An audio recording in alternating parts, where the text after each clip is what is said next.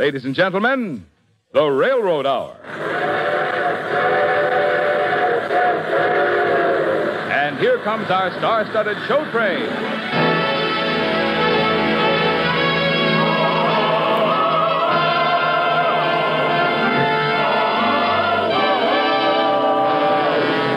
Tonight, the Association of American Railroads presents the delightful Kalman operetta, Gypsy Princess, starring Gordon MacRae, and his guest, the Metropolitan soprano, JARMILA Novotna.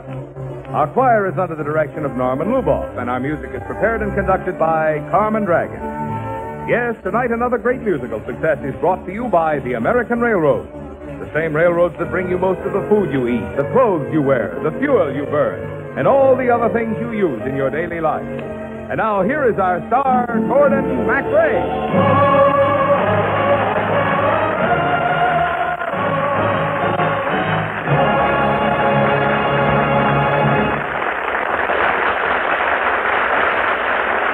Thank you, Marvin Miller, and good evening, ladies and gentlemen. Tonight, we're bringing you a musical fantasy. In it, I'm a prince named Ronald.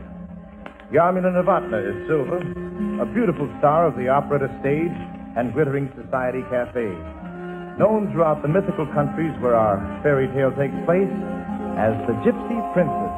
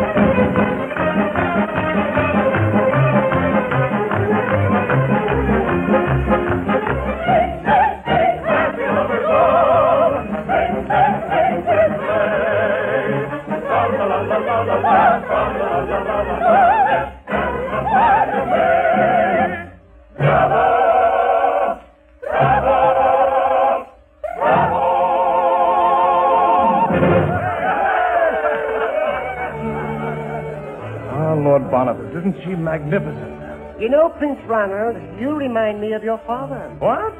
Why, I'm young, Lord Boniface. I love life and gaiety. My father's a hard, cold man. In fact, he's insisting now that I return to my own country. Yes, Ronald, but when your father was young... Oh, Ronald, Lord Boniface, how delightful. Silver, how beautifully you sang. You're even lovelier than I remembered you. Could such a change take place in one short day? If you two would excuse me, Oh, Lord Boniface, don't run away. No, don't be in a hurry. But I can see from the light in you two young people's eyes that I'll be much more welcome somewhere else. Well... besides, the ladies of the chorus is finished, and there's one of them that I'm anxious to have a little chat with. We understand, Bonnie. Good luck, Boniface. Oh, thank you. A man my age needs it. I'm afraid Lord Boniface is in for some competition tonight. Why, all of the men here are eager to win the favor of the ladies of the chorus. However, about you, Prince Arnold? That's something that every man goes through at one time or another. But that's all behind me. My eyes and my heart are fastened on a star.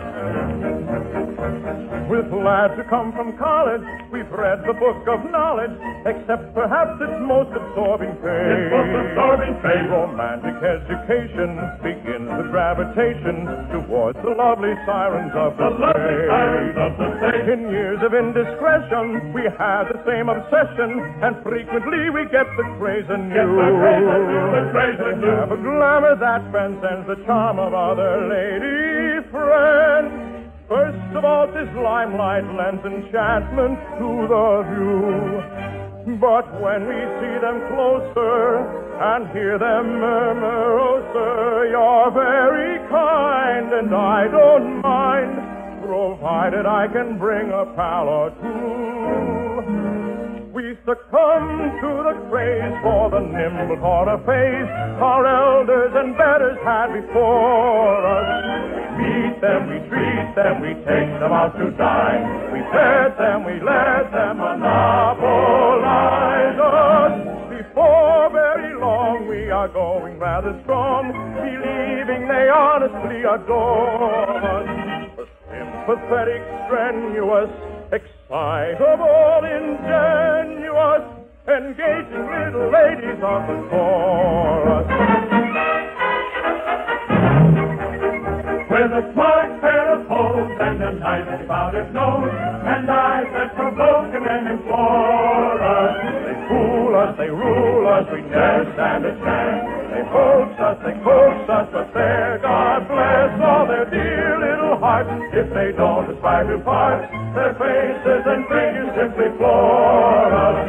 Their witchery's continuous, the slender, shapely, sinuous, enticing little ladies of the chorus. They're dangerous, deplorable, bewildering, adorable, enticing little darlings of the chorus.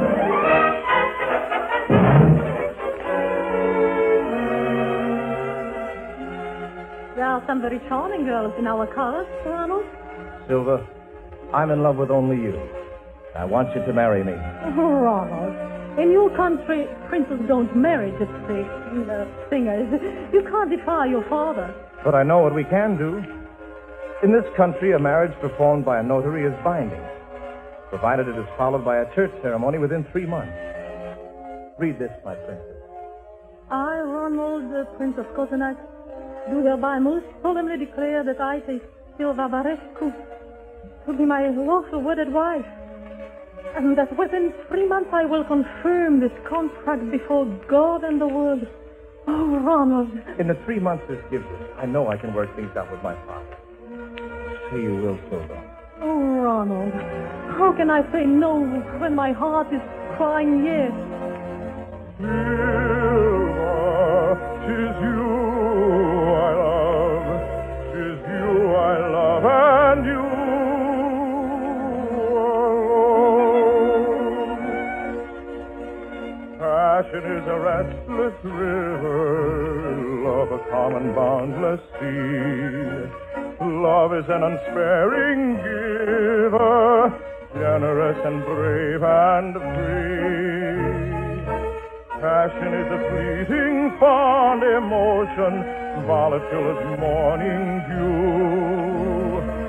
Love is an eternal, deep devotion. Such a love is mine, sweet, for you.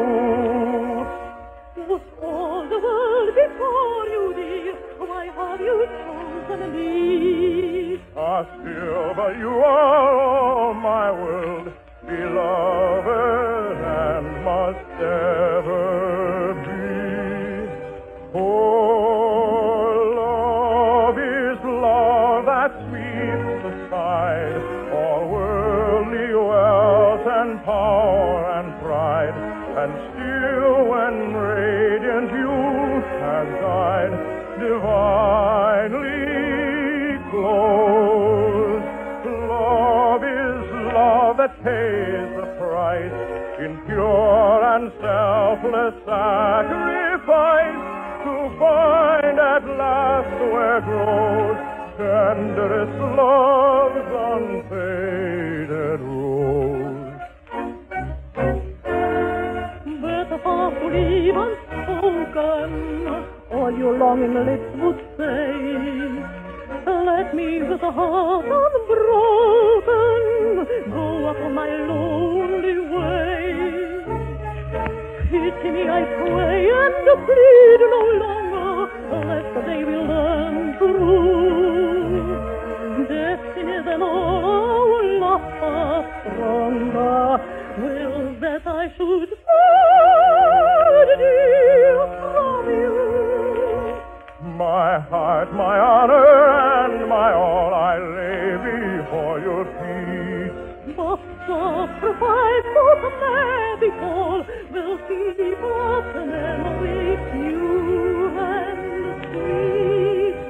For perfect love to self aside, smiles at grief and hope has died, and all of the laughter be denied, divinely gone. Love is all that pays the price in pure and selfless sacrifice to find at last where grows tenderest love's unfaded rose. You're mine now, Silver. I shall return to my own country, and I will send for you in a very short time, my darling.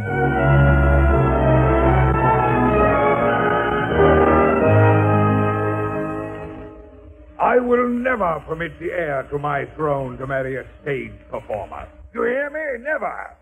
I shall announce your engagement to the Countess Stacy at once. It won't do any good, Father. I had hoped for your blessings before Silva and I have our religious ceremony. But if you will not grant them, I'll marry her without them. And don't forget, we have already had our civil ceremony. In this country, only a religious ceremony is valid. That you will never have. I shall announce your engagement. I'll never marry the Countess Stacy, Father. I'll never marry anyone but my gypsy princess.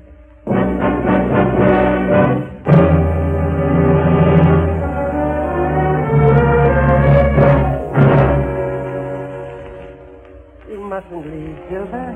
Ronald will send for you. You have his word for it. Ronald's word means very little. He left me to return to his own country and talk to his father. Everyone knows the result of that conversation. Ronald's engagement with Countess Stacy has been announced. It's all over for Ronald and me. It's all over. Oh, perfect land, oh, aside. It's a miles that grief when hope is died, and all of that to be denied, divinely gone. I must forget him. I shall never return to this country or to him. There must be a way. In our hearts, Silva and I are married. There can never be another.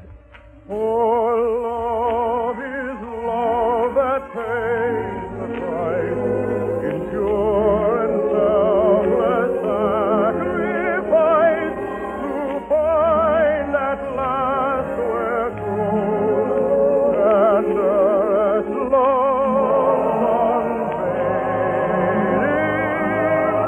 rose.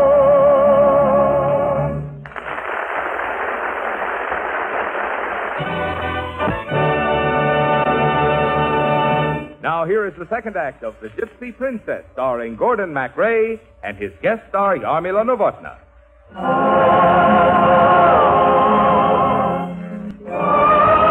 Only if he allows you to complete your marriage contract with Silva. It's no use now, Mother. I was unable to find Silva. She left me only this note.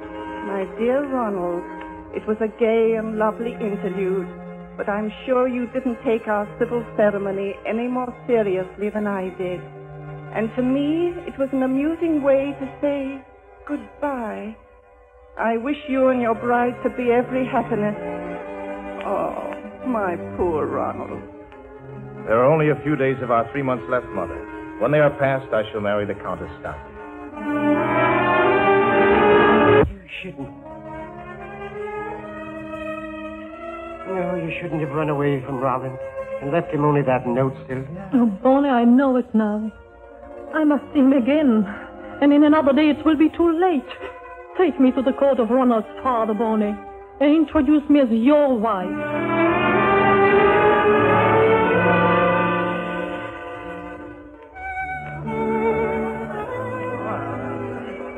Tomorrow is the day, my son.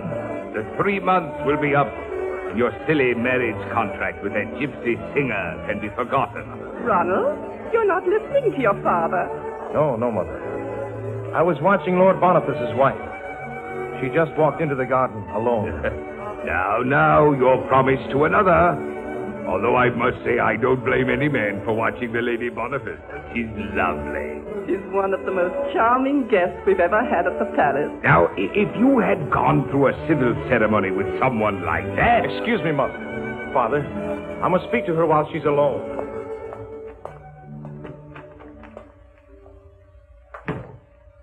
Silva, I must talk to you.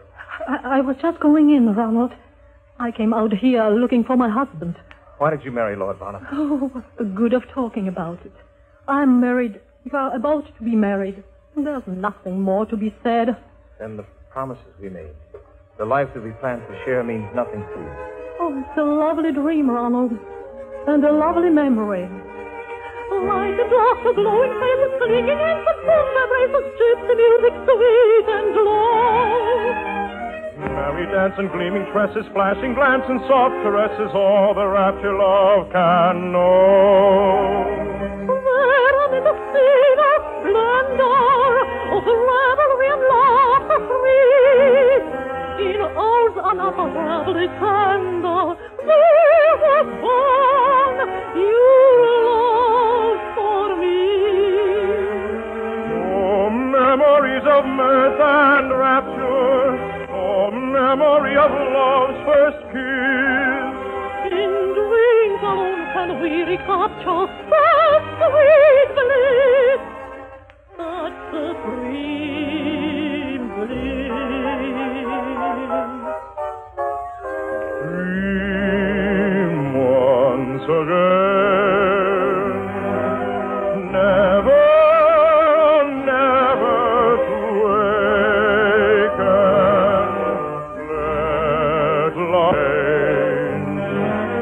bring in the heart as of old.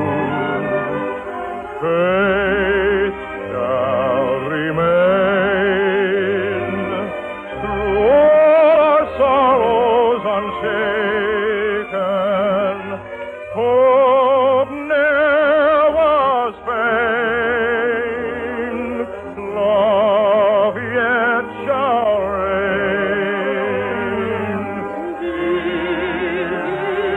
Our dreaming was sweet. Once again.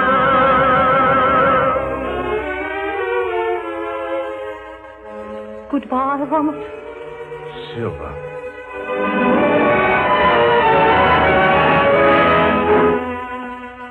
Ronald, are you kissing Boniface's wife? I can't think of her as his wife, Father. Come, children. No one else has seen you. Let's return to the ball and forget this. What's going on out here? Oh, Lord Boniface, I apologize for my son's conduct. He was kissing your wife. Edwin. Bonnie, will you please take me home? No, I don't think I will. King Edwin, this lady is not my wife. Bonnie. She isn't your wife. What do you mean? Silva wanted to see you just once more, Ronald, before you married the Countess. So she asked me if I would present her as my wife. And King Edwin, the lady has every right to kiss your son. She's his wife, if they have a religious ceremony before midnight. And we're going to have it. This is the girl who... I forbid it. No son of mine shall marry a cabaret singer. Sire, if you will forgive me, I think you're in no position to make such a statement. Boniface, I shall have you beheaded for such impertinence. Nonsense, Edwin. Lord Boniface has a perfect right to say what he did. Go on, Boniface. Tell all of them. Ronald, you remember I once told you that you were a great deal like your father? Well, your mother was a singer, a great star, before your father married you. Your mother was the widow of a count. Before I married the Count, I was a cabaret singer, and you know it. And if my son's happiness is at stake, it's time the rest of the world knew. If you refuse to give your blessings to this marriage, I shall tell the entire kingdom who I am. Oh, bravo, Your Highness. Mother, you're wonderful. And now, Edwin, I think you'd better go in and explain to the Countess Sassy. No, let Ronald do it. No, Father, I haven't time. Sylph and I are going to make arrangements for our religious ceremony. Right now. Oh, darling, do you really think it's wise? Why? I think it's wise, wonderful, the greatest thing that ever happened. One of the thousand wonders bright, so divine. Mine is my darling forever. Mine, mine, mine. Hour of tender, sweet surrender, bliss without alloy. Moment of infinite splendor, deepest joy.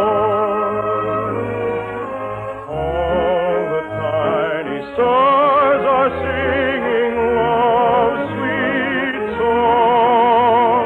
In my heart are joy ringing, ding, ding, dong. Come, my darling, hold your arms around me. Oh, glory across the rosy world, you're mine at last. All the tiny stars are singing love's sweet song. In my heart are joy bells ringing, ding, ding, dong. Come, my darling, hold your arms around me, and all glory across the rosy world, you're mine at last. And so the prince and the gypsy princess were at last married. And you know what happened then, don't you? They lived happily ever after. Sing, bang, sing, happy little song. Sing, bang, bang, sing, sing. Tra-la-la-la-la-la, tra-la-la-la-la-la, yes, and the fly away. Bravo! Bravo! Bravo!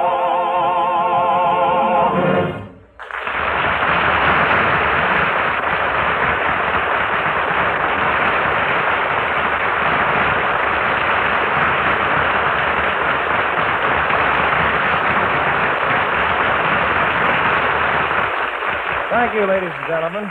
JARMILA and NOVOTNA will be back in just a moment. Our thanks to the other members of our cast, Norma Varden, Howard McNair, Marvin Miller, and to our entire company. Gypsy Princess, with music by Emmerich Kalman, books by Arthur Miller, and lyrics by Arthur Stanley, was dramatized for the Railroad Hour by Gene Holloway. The Railroad Hour is brought to you each week at this time by the American Railroad. To help meet the nation's demand for graduate nurses, including the growing requirements of the armed forces, at least 50,000 young women are needed as student nurses this year. If you're a high school graduate or college student, and if you're interested in a career of great prestige, opportunity, and service to humanity, visit your nearest hospital, school of nursing, or school advisor, and find out about the many attractive opportunities for a career and for self-development which nursing offers young women. Now here again is Miss NOVOTNA.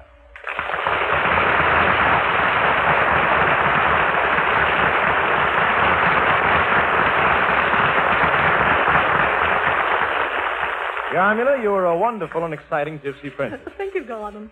You, Father, was certainly a problem tonight. I never thought I'd get you. Well, times have changed. Nowadays, any young man's father would be glad to have his son marry a singer like you. That's what my father-in-law always said. What girl are you after next week, Gordon? Evelyn Case, I think. She's definitely going to be our guest star. But in the show, the boys from Syracuse, I sort of get so confused that I'm not even sure who I am. Oh, I'll bet you find out in time for a happy ending. I'll certainly be listening to you in this case, and all of that wonderful music. Well, thank you and good night, Yarmila. And thanks again for being with us. All aboard! Well, folks, it looks as though we're ready to pull out, and so until next week, this is Gordon MacRae saying goodbye.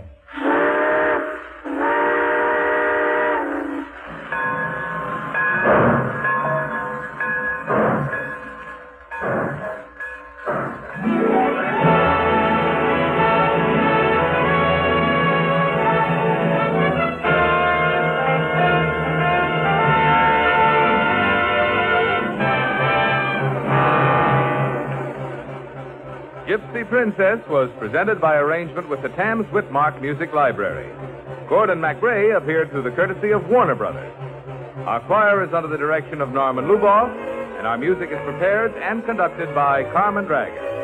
This is Marvin Miller saying goodbye until next week for the American Railroad. Now keep tuned for your Monday night of music on NBC.